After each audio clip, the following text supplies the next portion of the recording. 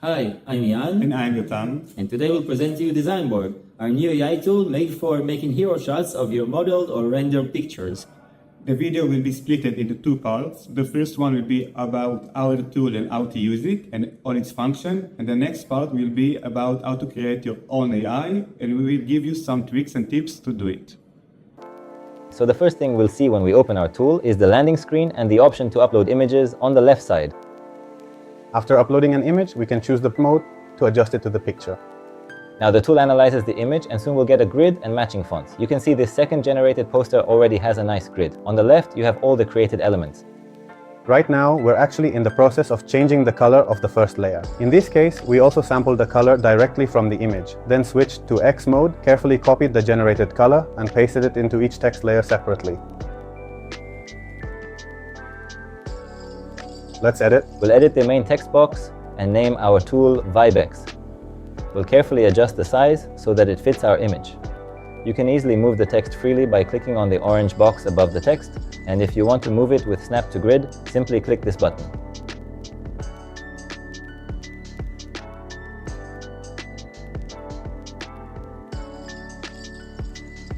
Of course, you can turn each layer on and off individually. Clicking on the fonts icon will open the option to choose a primary font and a secondary font that the AI engine has selected for us based on our image. In this particular case, we like the first two options. For each text, you can choose effects from the list or leave the default. In our opinion, the invert effect worked best for our image, and here we'll arrange it nicely. We didn't change this title at all, because in our view, the AI nailed it for the product. As we mentioned, every text box on the canvas can be edited. We'll change the footers at the bottom to the text we want.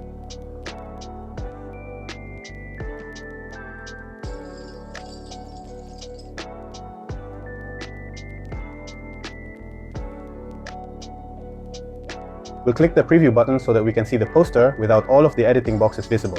We're happy with the result, so we'll click export and then download the finished poster to our computer. Let's move on to the next step. In the second part, an explanation for building your own tools. Our tips are geared towards working in the Google AI Studio environment, since that's the tool we used. Before starting to work in AI Studio, select your preferred language model. We chose Gemini because we find it very convenient to work with. Imagine that you have the perfect employee in a situation with no limitations on ability or availability. For example, you could ask the AI to be both a professor of industrial design and someone with a master's degree in computer science. First, build the core logic of your tool and do not worry about the appearance just yet. Bring the logic to its most complete and thorough level, making sure it contains everything you want in your tool.